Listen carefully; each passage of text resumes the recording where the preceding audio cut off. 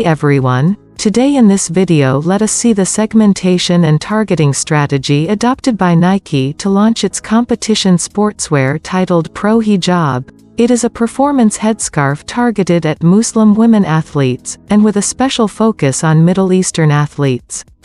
Let us also discuss about the reasons that caused Nike to come up with the idea of the Pro Hijab, and how it consulted several famous MWAs across the globe before designing the sports headscarf. The case also presents the measures adopted by Nike in order to ensure that the Pro Hijab was designed in such a way that it meets all the needs of the MWAs. Now, before moving to this video, I would like to make a small request to you. If you like this content, please like this video and share your views in the comment. It would indicate to me that I should continue to make more such kind of videos, and at the same time your feedback will help me to improve the quality of the content. Also, don't forget to subscribe to this YouTube channel, in order to get unlimited free access to my case study videos archive. Moreover, I have given some case study links and study materials in the description of this video. With that being said, let me take you into the detailed view of this case study.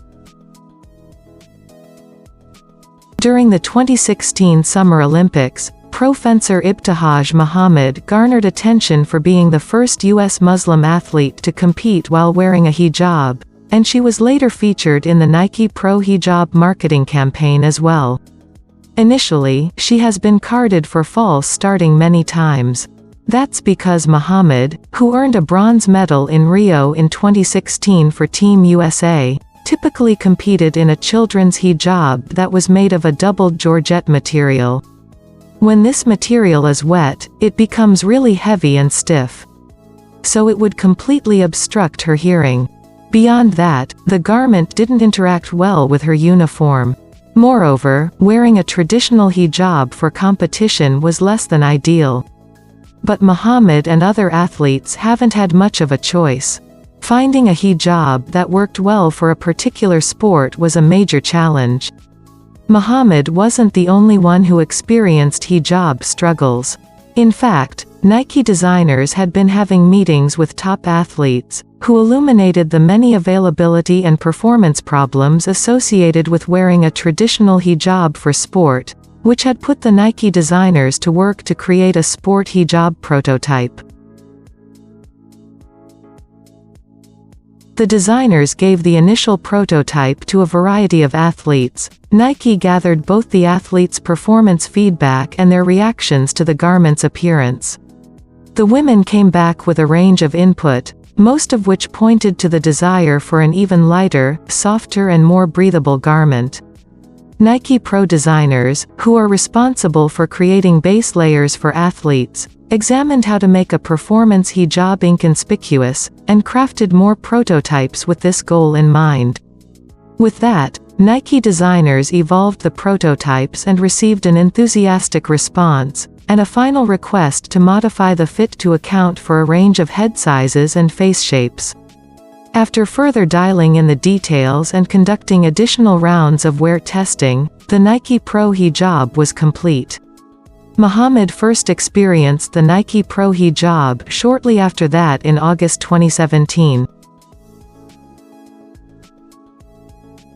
Nike, the world's leading sportswear company, officially announced that it would be launching its competition sportswear called the Pro Hijab targeted at Muslim women athletes, who wanted to cover their heads while playing the sport without compromising on their religious beliefs. The product, estimated to cost around $35. The Pro Hijab was another such milestone in its mission, to bring inspiration and innovation to every athlete in the world. Nike's plans to launch the Pro Hijab attracted a mixed response. Most MWAs were happy and excited to hear about the product, as it provided them with a much-needed alternative for the uncomfortable traditional cotton hijabs for competitions. It is considered as not just about making a product available for Muslim and Arab women, but it is also considered as giving a chance to those women who were putting off the idea of wearing the veil completely in order to compete. Apart from its features, it was lauded for the other sensitive issues it highlighted, like religion and gender inclusivity. Meanwhile, the announcement of the product received scrutiny for a number of reasons. Some say the brand is gaining limelight where other companies have been pioneering for years, and some say that by catering to the market for modest wear and modest fashion, the brand is normalizing, even supporting female oppression. But, according to these Muslim women athletes, even little steps in improving access to sports for Muslim women, and effective representation of Muslim females within such a huge industry, can only be a good thing. As the US's Muslim population has grown, Islam is destined to become America's #2 religion by 2050, so retailers and designers are increasingly paying attention to this demographic. That makes Muslim women and girls a growing niche. When it comes to sports, the struggle is complicated because women and girls often find it difficult to remain comfortable, while wearing apparel that is appropriate for their religion. The participation rate of Muslim girls in sports is about half that of their peers. One of the barriers to participation is the clothes worn for religious and cultural reasons. As Muslim women started breaking through the glass ceilings in several fields on the world stage, the hijab became a much more common sight. In the 2016 Rio Olympics, 45% of the athletes were women. Despite having to face several challenges, at least 14 Muslim women won medals at these Olympics, and the number was expected to rise in the coming years. The number of MWAs participating in world competitions has increased dramatically since the advent of the new millennium. There were also several MWAs who participated in the Rio Olympics wearing a hijab. If marketers have one lesson to learn from the Nike Pro Hijab, it should be about how a brand should adapt itself and the products offered to meet the customer's needs. We shouldn't expect the consumers to change their lives to meet the brand's product or fashion line.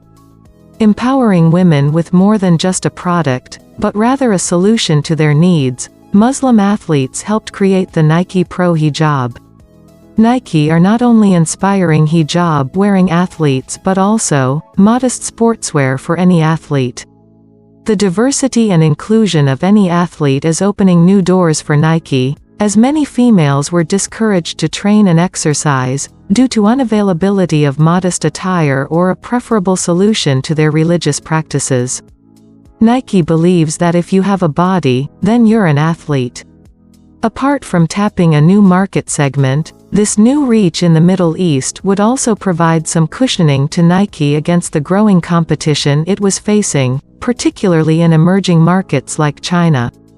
This could prove helpful to offset any decline it might face in China, while also tapping into a major market segment. This was because many Western companies had been looking at expanding into other markets.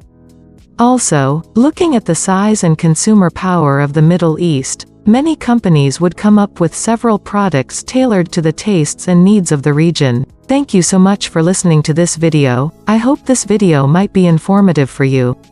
If you find this video useful, I would request you to like this video, and please do share your feedback regarding this video in the comment. It would mean a lot to me.